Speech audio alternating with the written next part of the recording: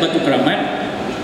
Bila pertama kali saya pergi ke sana, saya lihat sekolah ini, ya Allah, saya kata, besarnya sekolah ini. Matilah saya nak urus. Di mana mau cari duit? Tetapi atas pengalaman berada di SK Perumas, konsep saya ni bila pergi ke mana-mana sekolah, pertama sekali saya akan tengok persekitaran. Saya akan cari siapa boleh bantu saya. Akhirnya di sekitar Batu Keramat, selain daripada ibu bapa dan PBG, saya mengesan adanya sebuah syarikat swasta di sana, yaitu syarikat Hapseng Sindiran Berhad. Kalau di Perumas tadi, syarikat yang menyokong kepada kejayaan sekolah tadi ini, bagaimana kita lakukan kesepakatan bersama mereka adalah syarikat Sabah Sofut Berhad. Dan bila di sekitar Batu Keramat, kita jumpa syarikat ini berada di persekitaran sekolah, syarikat Hapseng Sindiran Berhad. Dan alhamdulillah, selama lebih kurang 8 tahun di sekitar Batu Keramat, saya bersama warga sekolah, bersama saya punya barisan pentadbiran, rakan-rakan guru saya, dan bersama hari ini sebenarnya ada mantan pelong kanan HEM saya, Puan Kalsum dan Nur Muhammad, dia seorang pelong kanan yang hebat pada masa itu, dan hari ini pun saya maklum dia juga adalah seorang pelong kanan yang hebat. Atas kesepakatan kami di sekitar Batu Keramat, PIBKes ini telah menyumbang untuk sekitar Batu Keramat. Saya dan puan, ini sekadar perkongsian, ya, bukan mendapik dada, tapi itulah nikmatnya bila kita ada kesepakatan dengan PIBKes untuk membangunkan sekolah. Contohnya di sekitar Batu Keramat, kami berjaya mendapatkan 2 bilik e-digital classroom, yang bagi saya kalau di daerah tahu tak tahu di daerah lain, biasanya sekolah kelas-kelas begini hanya ada berada di SJKC saja. Itu kita tidak nafikan. Kemampuan SJKC dengan ahli lembaganya mampu menyediakan semua bilik darjahnya dengan e-digital classroom. Tetapi di sekolah kebangsaan, dengan siapa kita nak bergantung kecuali dengan PIBKes. Sumbangan mereka juga selain daripada 2 bilik digital classroom, hari ini kami sudah dapat juga sumbangan 21 PC lengkap dengan meja dan kerusi. Itu dalam kos Rp47.000, dan itu juga sumbangan PIBKes. Hari ini di sekitar Batu Keramat juga antaranya lagi sumbangan mereka, kami dapat 12 biji TV, Smart TV. Sebenarnya program itu adalah program yang ada kaitan dengan vision untuk SK Tanjung Batu Keramat pada dasar sekadar perkongsian kemampuan yang kita boleh kaitkan dengan kesepakatan dengan PIBKes kita ini. Vision kami untuk SK Tanjung Batu Keramat, kami nak jadikan SK Tanjung Batu Keramat itu smart school. Smart school ini bermaksud akhirnya SK Tanjung Batu Keramat pada tahun tertentu itu nanti dia dipenuhi dengan teknologi. Dan paling mudah istilahnya, di mana-mana murid dan guru berada, dia boleh akses internet. Dan bagi memulakan vision itu, saya bermula dengan vision yang kecil dulu, yaitu smart classroom. Bermaksud dalam smart classroom saya perlu sediakan teknologi itu. Dan apa yang diberikan oleh PIBKes, mereka beri kami 12 biji smart TV yang boleh guru-guru kita Bluetooth, smart TV, internet dan sebagainya. Dan perancangan asal sebenarnya kita nak lengkapkan 30 bilik darjah, tapi oleh kerana baru-baru ini 2 tahun pandemik, kita berhenti seketika. InsyaAllah 2022 ini kami telah bersyarat dengan PBG, kita akan sambung projek itu. Dan banyak lagi lah. Dan di sekitar Batu Keramat juga atas kesepakatan kami dengan PIBG pada 2018, ya, mungkin tuan-tuan masih ingat bila Menteri Pendidikan pada ketika itu Dr. Mazli meminta kepada semua PGB memastikan isu beban beg berat sekolah selesai 2018. Alhamdulillah di sekitar Batu Keramat keluar saja arahan itu, kebetulan berada dalam mesyuarat agung PBG, kita terus suarakan. Saya kata saya mau isu beban beg berat di sekitar Batu Keramat kita selesaikan. Ibu bapa minta penjelasan, saya pun jelaskan. Ibu bapa minta cadangan, apa jalan penyelesaiannya cikgu? Kita pun bagilah perkiraan-perkiraan bagaimana supaya hajat kita itu dapat dicapai. Alhamdulillah 30 bilik darjah di sekitar Batu Keramat hari ini kita telah lengkapkan dengan kabinet ataupun rak buku yang dapat membantu dan mengurangkan beban beg berat. Walaupun dalam permintaan semasa mesyuarat agung PBG itu adalah 2-3 ibu bapa yang orang kata bukan juga membantah, tetapi kita boleh baca bila orang bertanya sampai 2-3 kali itu macam seolah-olah macam tidak bersetuju lah itu kan. Tetapi bila kita sampaikan dengan orang kata komunikasi yang berkesan, dengan sedikit orang kata kelucuan, so saya kaitkan dia begini pada mesyuarat agung tu. Saya beritahu ibu bapa, saya kata tuan-tuan puan, isu beban beg berat itu sudah berlaku masa saya sekolah lagi. Saya kata sayalah antara kesan beban beg berat. Saya dulu saya kata kalau saya tidak ada isu beban beg berat, saya besar macam pengurusi PABG saya. Kebetulan masa itu pengurusi PABG saya memang orangnya besar. Tapi oleh kerana beg inilah menyebabkan saya kontot, saya kata. Saya jadi kecil. Nah, mereka ketawa, saya tak kisah. Yang penting dalam ketawa orang itu, akhirnya ada satu persetujuan. Okey cikgu, uruskan projek ini. Alhamdulillah, 2018 kita sudah selesai untuk isu ini. Sedangkan hari ini kementerian baru orang kata meninjau ya projek-projek ini sama ada berjaya dilakukan walau-walau.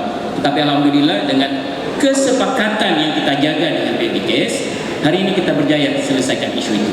Jadi secara kesimpulannya, untuk soalan yang kedua ini, sebagai pemimpin nomor satu di sekolah, kita kena pastikan organisasi kita dari mula diri saya sendiri sehingga sampai ke peringkat PBKS, kita perlu membawa mereka sentiasa untuk sama-sama mencapai visi kita.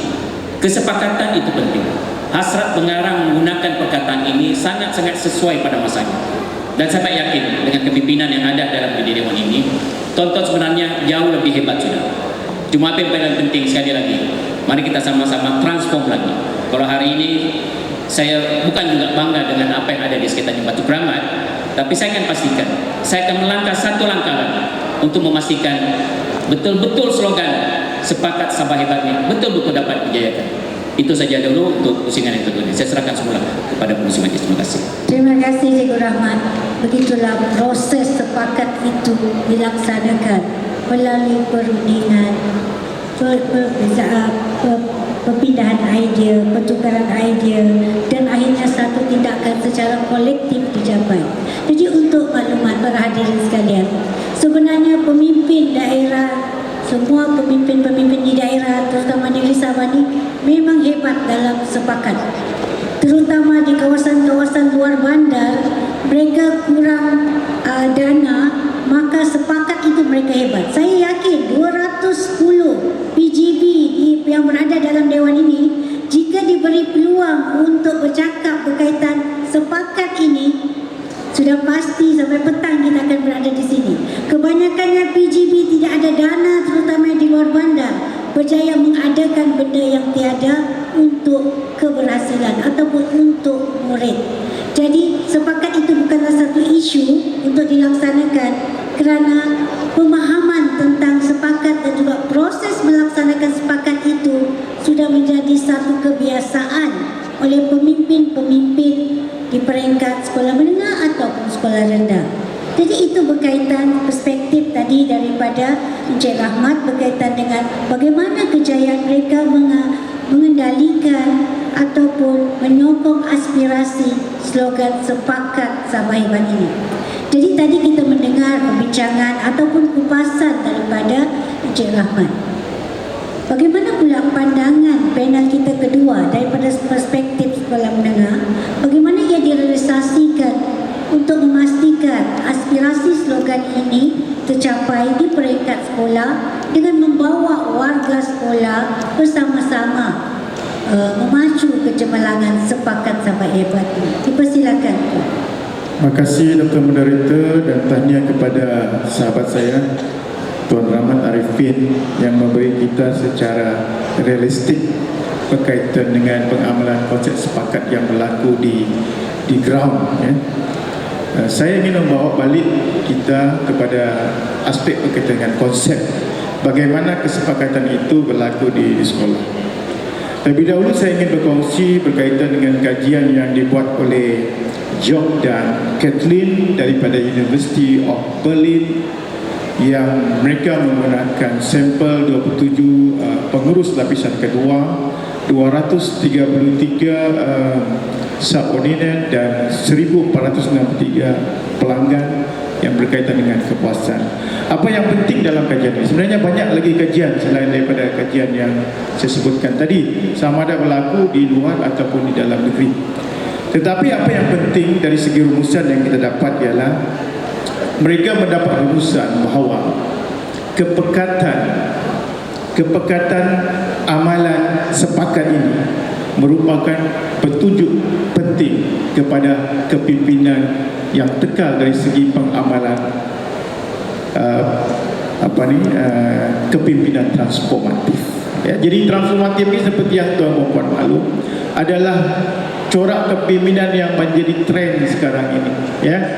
Dan di samping itu juga hasil daripada kajian mereka mendapati bahawa konsep sepakat itu juga adalah merupakan peramal penting untuk meraih komitmen daripada subordinat, mempengaruhi gelagat organisasi, memberi kepuasan kepada pelanggan dan menyederhanakan hubungan antara pemimpin dan yang dipimpin.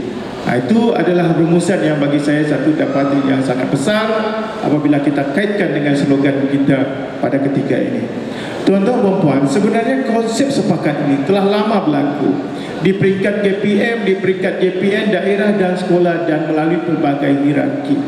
Dan dalam proses itu pemimpin dikehendaki mempunyai keistimewaan, kebolehan tertentu. Antara kebolehannya ialah kebolehan berdiplomasi. Seperti yang Tuan Rahmat tadi, bagaimana pengaruh diplomasinya membolehkan beliau mendapat pertukaran yang besar. Ya? Bukannya Hafsing dan juga Sabah Sopo itu dia ni bukannya berhubungan direct dengan pendidikan kita, ya, tapi bagaimana dia berdiplomasi sehingga mereka boleh melihat betapa pentingnya program ini yang boleh membawa bukan sahaja kepada pelajar tetapi juga masa depan syarikat dan juga Sabah amnya. Tuan-tuan dan puan, di peringkat amalan di sekolah, untuk di sekolah, bagi saya, untuk tuan-tuan mungkin ada pertimbangan yang berbeza. Bagi saya, untuk kita mengimplementasikan sepakat itu di sekolah, kita tidak boleh melepas daripada 5 peringkat yang wujud di sekolah.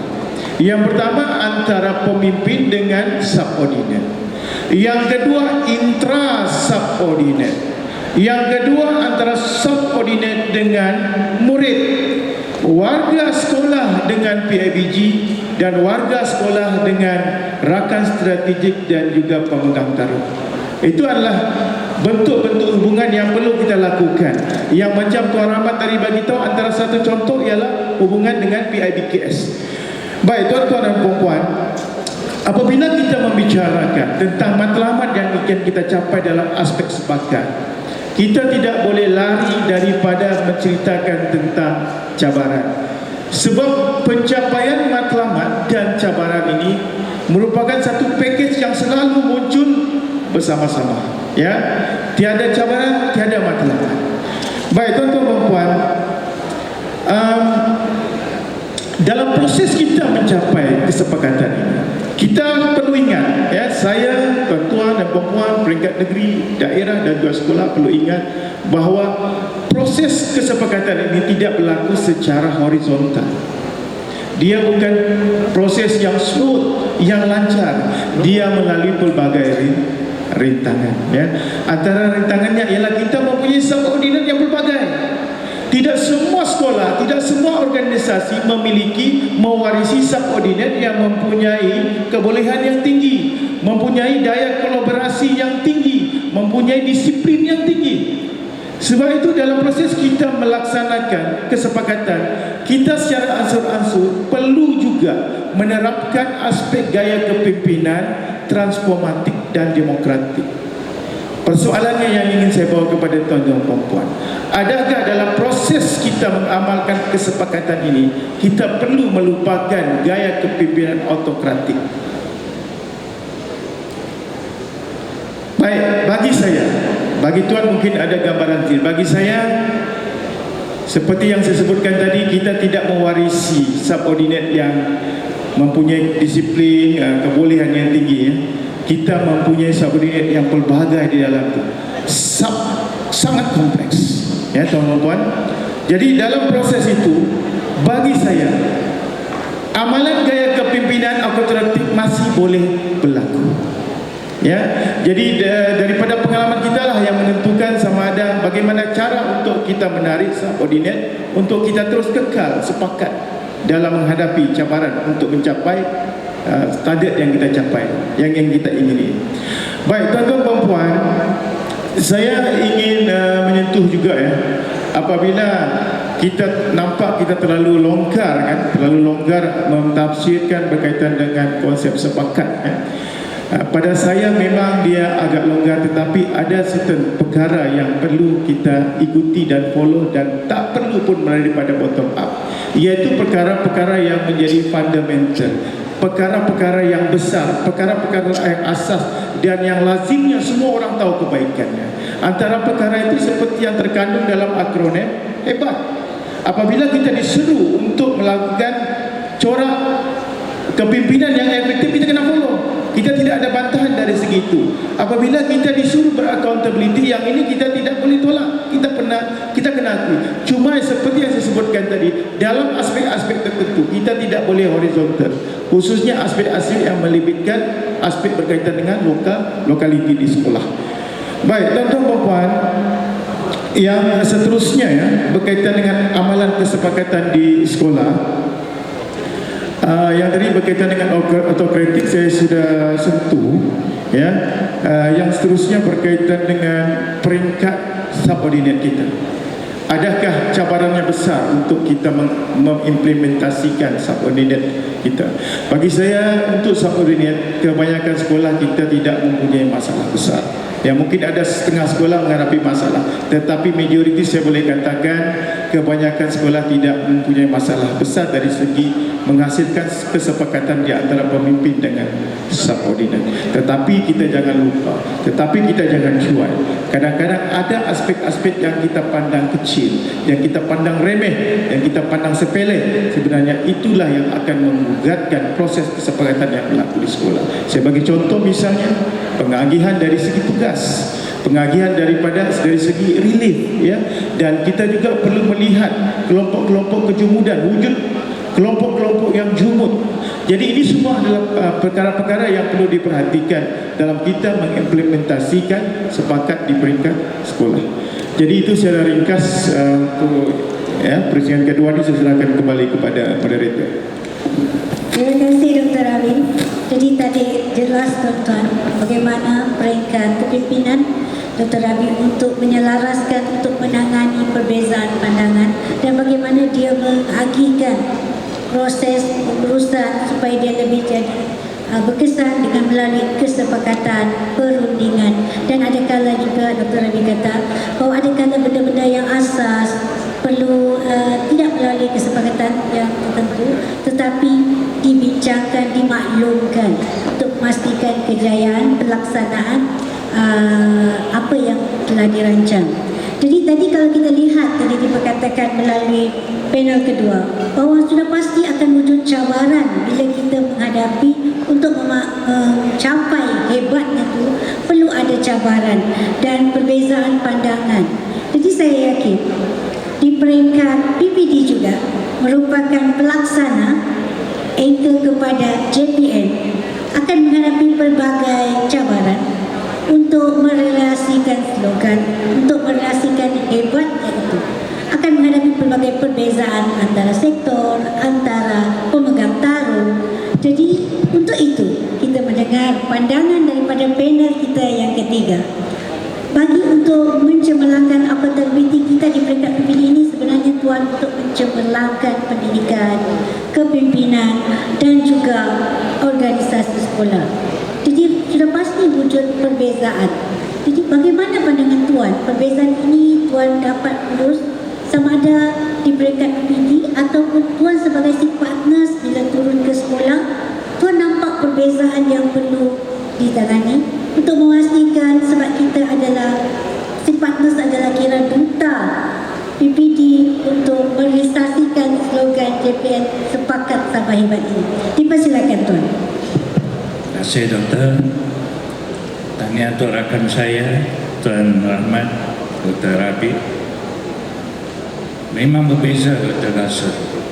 Ambil contoh tadi Tuan Rahmat bilang akibat bed berat itu, itulah keadaan dia sekarang. Jadi dulu bed saya ringan Tuan Rahmat. Betul begini saja. Bed saya ringan. Saya ingat bed saya warna hijau, kain saja.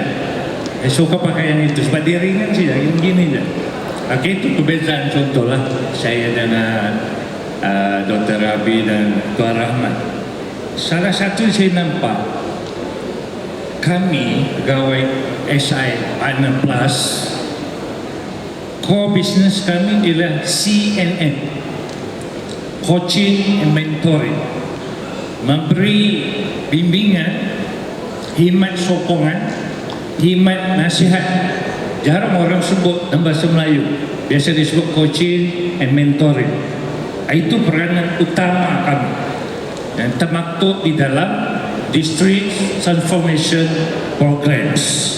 Ini sekali lagi kita sebut perkataan transformasi, District Transformation Programs. Dan kita dalam hebat itu, kroninya itu di ujung Tuan Rahmat sebut, kita ada transformatif. Dan disebut juga oleh Dr. Rabi tadi, bagaimana mentransformasikan, transform warga sekolah ini. Dan saya kaitkan di sini peranan kami SIP Plus, senang sikit disebut, macam nama saya lah selalu sebut salah, Muhammad Kuzaini, Muhammad Quraimi. Jadi senang cerita, saya beritahu kawan, sebutlah nama saya Mr. Ku. Dulu Puan Tania, saya di SMK Sepuati, kami sama-sama lapor diri dengan Mr. Gan, Konchan, sifu saya. Dia pengetua, saya fikir satu. Dia kawan kata, nah, Mr. Ku and Mr. Gan. Mr. Gan. Gandingnya yang cantik, saya amat berterima kasih sama Mr. Gan Konchan. Sudah bencing dia. Mantan guru cemerlang, kemudiannya jadi pengetua. Kepimpinan transformasi, salah satu elemen utama di dalamnya ialah karisma. Karisma. Kepimpinan transformasi, salah satu elemen utama dia ialah karisma. Dan di situlah kami sebagai coaching, sebagai coach, membina hubungan dengan coaching untuk apa? Di mana yang terkandung dalam pelan pembangunan pendidikan Malaysia dan juga matlamat TS25, transformasi sekolah 2025, tidak lain tidak bukan ialah untuk memacu, melahirkan pemimpin-pemimpin sekolah yang berprestasi tinggi, yang kemudiannya dapat melaksanakan keluasan operasi di organisasi masing-masing. Keluasan, flexibility, di mana yang pernah kami tengok bersama-sama rakan-rakan 49 orang SI Partner Plus di Kolej Vocational Keningau yang di bawah kepimpinan Tuan Johari. Kami juga sudah pergi ke SMK Intapuan dan di bawah kepimpinan Mr. Suntara Raju yang sudah pensiun. Kami juga kemarin pergi ke pengetua Jusasi St. Patrick selain daripada SK Tanjung Batu Keramat. Nah ini Tuan Rahmat Keramat. Bimbang perbezaan adalah tetap ada. Perbezaan